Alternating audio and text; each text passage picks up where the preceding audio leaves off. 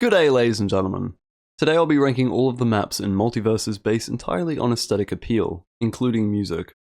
This means I won't be judging the maps based on gameplay elements. I adore how MultiVersus was able to unite such a vast variety of IPs under a uniform style while still allowing the charm of each individual franchise to shine through. Finally, I won't be ranking the generic maps not associated with any of the game's IPs, as this would all simply sit at the bottom of the list and would ultimately pad out the video unnecessarily. With all that being said, let's get straight into it. Starting off, the training room is completely serviceable and has some fun details such as the weapons and clothing of different characters being scattered around. And for a training map, this is great, but compared to other maps in the game, this is very dull, particularly due to the overuse of brown in the color palette. Trophy's Edge acts as MultiVersus' final destination, but does very little to feel like a grand battle between legendary warriors. The bright, vibrant colors are beautiful and the waterfalls are great, but there just isn't much here that makes the map stand out beyond a few randomly placed references that struggle to appear organic.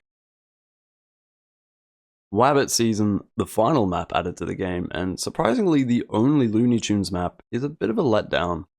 There's not a whole lot going on here, however the map itself looks great and does a lot to mimic the Looney Tunes style, with the clouds being a particular highlight.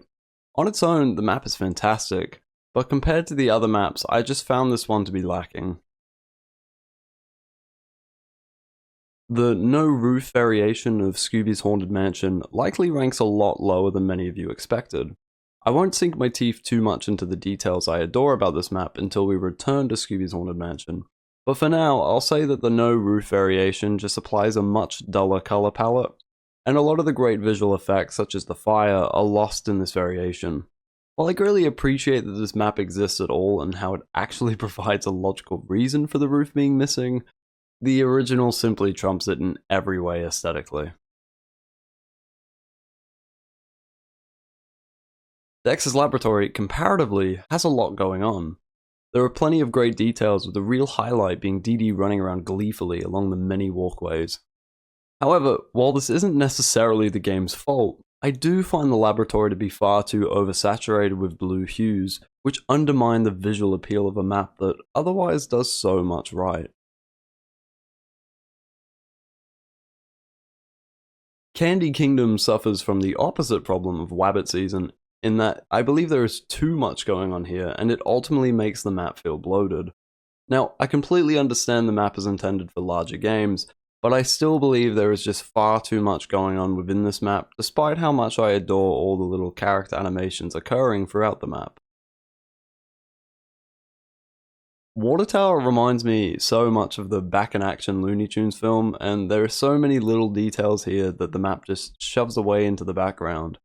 I believe this map finds a decent enough blend between having these amazing details while not allowing them to become too distracting or oversaturated. I especially love the Batmobile zooming through the studio and the fake movie posters plastered along the walls. Now, this can definitely be chalked up to my lack of Steven Universe knowledge, as I would imagine Sky Arena deserves far more praise than I'm about to provide it. But Sky Arena is just a little visually boring for me. Now, I think the colors really pop here though, with the blue skies being a real highlight. However, what really stands out for me is the music. Without a doubt, it's my favorite track in the game, and I get excited for this map purely for the chance to hear the music again. I apologize, Steven Universe fans. I'm sure this map is actually incredible in how it represents the show, but I am not educated enough to provide that appreciation. Definitely not a bad map, just not the most visually interesting in my opinion.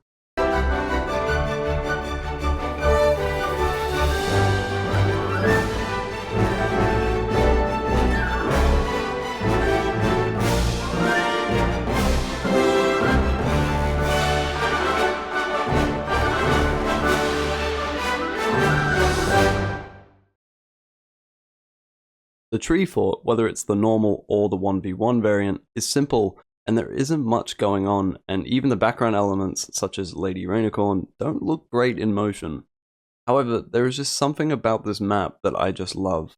There is such an element of coziness to this map that has always made it one of my favorites to play on, despite sharing many criticisms with maps I ranked lower. The nighttime variation of the tree fort ranks slightly higher for just how beautiful it looks, really exemplifying the aforementioned cozy atmosphere. The daytime variation of the court is bright and colourful with a multitude of references to other Warner Bros. IPs. Now, while I love the birdsong look to this map, I'm not a huge fan of the cliffside approach, which undermines the more sci-fi elements of the court that consequently look a little awkward and out of place, despite being the focus of the map. However, seeing the skeleton of the Roadrunner within the cliffside is always worth a laugh. The throne room could easily be attributed previous criticisms such as an oversaturated color palette or not having a lot going on. However, I find that throne room really makes this more simple approach work wonders. The atmosphere here is really tense and resultingly fits the bill for a fighting game. This, in conjunction with the music, makes for one of the most tense maps to fight on. This is an example where less really is more.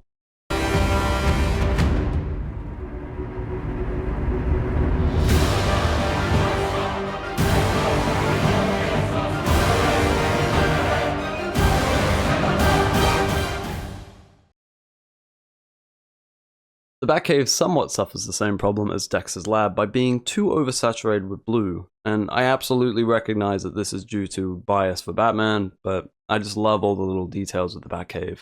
The Batmobiles, the different suits, the Batwings, the T-Rex, the coin, the glimpses of Alfred, Catwoman, and Joker. As a Batman fan, this one just nails it, and the final round music is truly where Batman comebacks are made. I would have loved to have seen a Gotham City map against a red sky, but that will forever remain a wish now.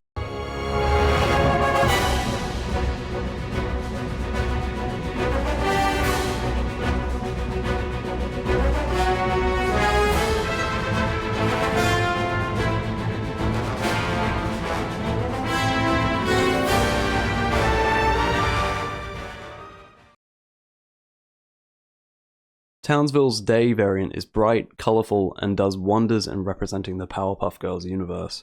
My favourite detail being the mayor's assistant walking by the windows, a detail I honestly did not notice until I made this video.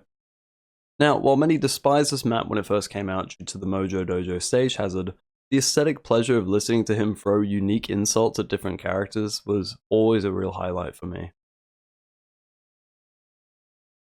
The nighttime variant scores slightly higher for just how tense it feels to fight on. It truly feels like you are either fighting for or against the multiverse in a dramatic final battle to save Townsville. Teen Titans Tower has so much going on without ever feeling in your face about it, besides when the map goes into lockdown mode, of course. Now, I could go into all the little Easter eggs and references here, but we all know why this map ranks so highly. Seeing Shaggy and Jake play video games together, eat pizza, and cower in fear during the lockdown truly is the best background element of any of these maps. The team went above and beyond with this. The only thing that really keeps this map back is how generic the stage platform looks. Very nitpicky, I know, but I really don't like it much at all. We're at the point now where I utterly adore all of these maps for how well they represent their respective universes under the uniform style of MultiVersus. The court's night variant feels so busy, but somehow never feels bloated. I utterly adore the lighting effects on the court, and I believe the road leading up to it works a lot better than the court being on a cliff. The subtle details in the background, such as the mystery machine now having its headlights on, are all great touches that make this such a visually gorgeous stage. I feel this may be an unpopular opinion, but I really love this one. The night variant for Candyland fixes the overcrowded problem of its day variant while still managing to capture the scope of this kingdom. The bright pinks and whites look great against the night sky, and the little audience of characters watching the fight is adorable. I do wish they had slightly different poses rather than all standing idle with the same disturbing smile. Returning finally to Scooby's Haunted Mansion, the default variant has such a better color palette, and the use of the fireplace and candles against the beams of blue light illuminating the dusty air creates such a chilling atmosphere, perfectly representative of Scooby-Doo. The statues following the players and the phantom shadow haunting the mansion are just such small details that demonstrate how above and beyond the team went for these maps. The phantom shadow looks incredible here. I really cannot praise this enough. I love fighting on this map so much, especially when Jason is involved. Now, I'm not a huge Gremlins fan if I'm being honest. However, Midnight Showing is undeniably the most perfect representation of this franchise while still feeling perfectly thematic for a fighting game. This audience of monsters cheering on as you battle is just incredible.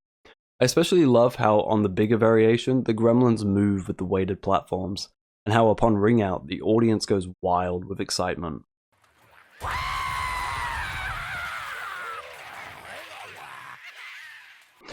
This is such a fantastic map that demonstrates the immense creativity of this game for its ability to make me truly admirable of a franchise I otherwise have little interest in. I think Back to the Past caught everyone's eye when Season 4 was announced. The bright, entrancing color palette of pinks, purples, blues, and greens just melt into such a beautiful image, and then before you can even admire all the details, the entire stage time travels to the future to provide a night variant that somehow manages to be just as equally beautiful, while showcasing the tragic elements of Samurai Jack. The tree has bloomed and flourished, but the waterfall has dried up and the civilization has crumbled. I gush over the stage every single time I get to fight on it. I truly adore everything about this map, and it would take a lot for any other map to even come close to topping it. However, one map managed to do just that.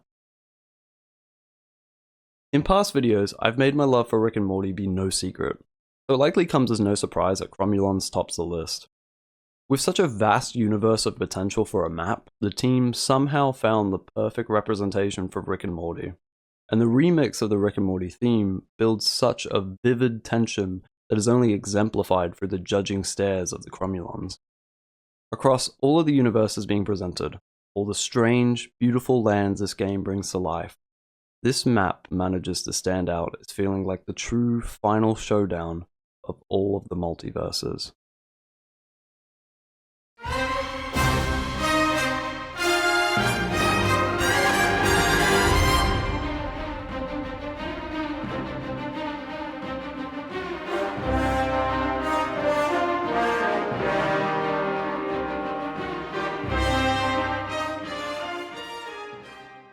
And that's my ranking.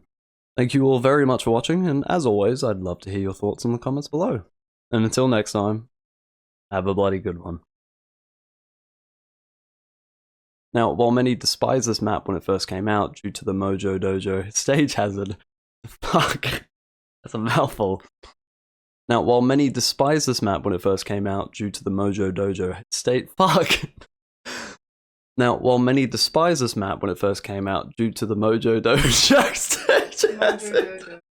Mojo Dojo stage hazard. Now, while many despised this map when it first came out due to the Mojo, I can't say it without laughing now. While many despised this map when it first came out due to the Mojo Dojo stage hazard. Well, many despised